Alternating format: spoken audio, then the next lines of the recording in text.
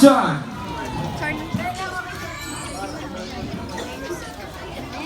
Sino ang longest mayor nga nagpungko sa Banwa Sang Talisay sa tuig 1956, tuig 1971, kag tuig 1980, tuig 1986?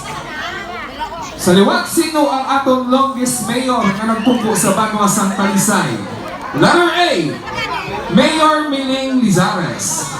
Letter B, Mayor Neil Lizares. O ang letter C, Mayor Batoy Lizares. Go!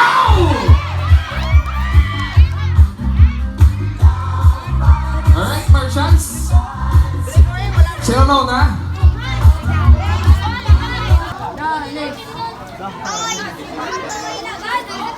Nagtatak sa istorya sang Talisay nga ang una nga babae nga mayor amo si Attorney Mayor Weng Lopez Lizares. Ang pamangkot, sino ang una nga mayor nga nanging syudad ang Talisay?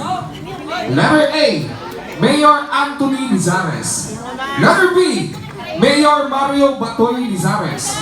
O letter C, Mayor Amelo Mileng Lizares. Go! Stop!